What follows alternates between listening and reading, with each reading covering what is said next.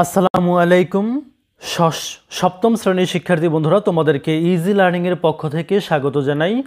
আজকের ভিডিওতে তোমাদের নতুন ইংরেজি বইয়ের পৃষ্ঠা নাম্বার 55 এর সমাধান করে দিচ্ছি। অর্থাৎ পৃষ্ঠা নাম্বার 55 যে ছকটি রয়েছে এটির সমাধান করে দিব। তবে তার আগে চলো আমরা দেখে নেই যে এখানে পূর্ববর্তী পেজগুলোতে কি বলেছে। তো এখানে লক্ষ্য করে বলছে 6.2-এ যে দলে অথবা জোড়ায় নিচের কলাম দুটি পড়ো, এরপর সবাই শব্দের অর্থ বুঝছে কিনা জানার জন্য একে অন্যকে শব্দার্থ জিজ্ঞাসা করো। তো চলো সেই কাজটুকু করার আগে আমরা এখানে একটু দেখি যে অ্যান্টিলোপ। অ্যান্টিলোপ মানে কি? অ্যান্টিলোপ হচ্ছে a swift running deer like animal, মানে দ্রুত গতি সম্পন্ন হরিণের মতো প্রাণী।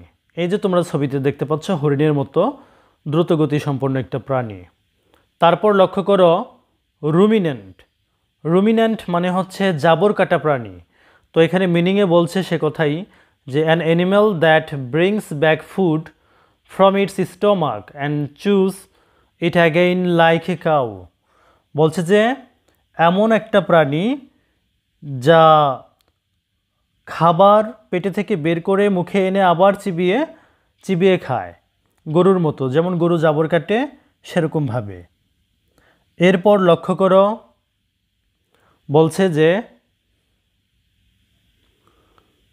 এখানে লক্ষ্য করো বলছে ইউরেশিয়া।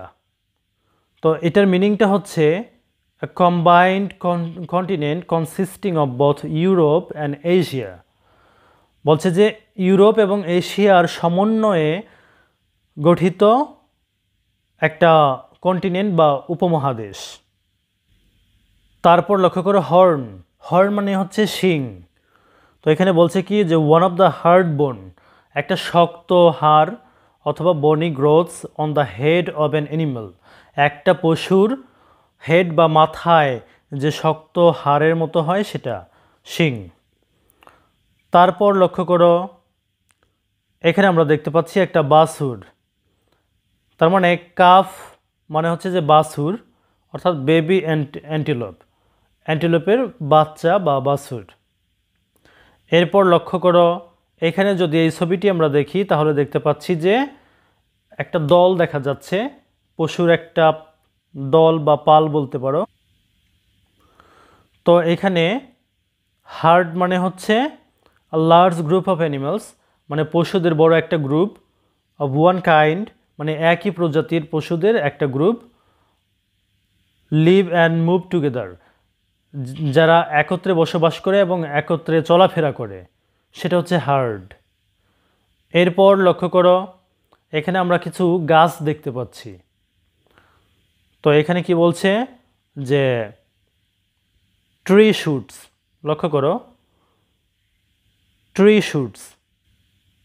তো ট্রি শুটস এটার মিনিংয়ে বলা হয়েছে যে দ্য পার্ট, লক্ষ্য করো, the part of A plant that comes up above the ground, একটা চারা গাছের যে অংশটুকু মাটি থেকে উপরে উপরে চলে আসে, it is just beginning to grow.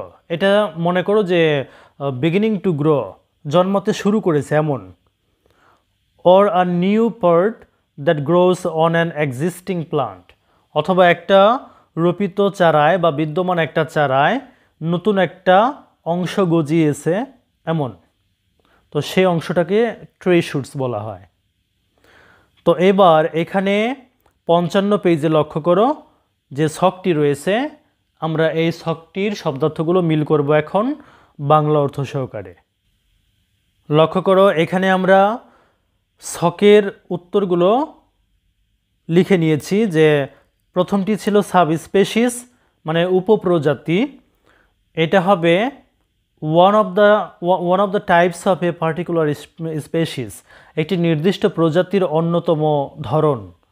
দ্বিতীয় নম্বরটি ছিল এন্ডেঞ্জার্ড মানে বিপদাপন্ন, এটা হচ্ছে someone or something is in danger, কেউ বা কোনো কিছু বিপদগ্রস্ত। তারপর লক্ষ্য করো এক্সোটিক মানে হচ্ছে অদ্ভুত, এটার মিনিং হবে স্ট্রেঞ্জ অ্যান্ড আনইউজুয়াল, অদ্ভুত এবং অস্বাভাবিক। তারপর লক্ষ্য করো গেস, অনুমান করা, এটার উত্তরটি হবে অর্থাৎ মিনিংটি হবে to form an opinion without knowing, না জেনে একটি মতামত দেওয়া।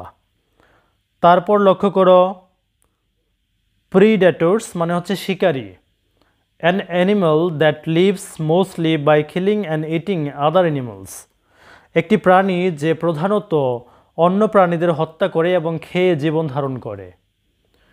এরপর লক্ষ্য করো কিউরিয়াস মানে হচ্ছে কৌতূহলী, তো এটার অর্থ হচ্ছে eager to know or eager to learn or know, শেখা বা জানার আগ্রহ।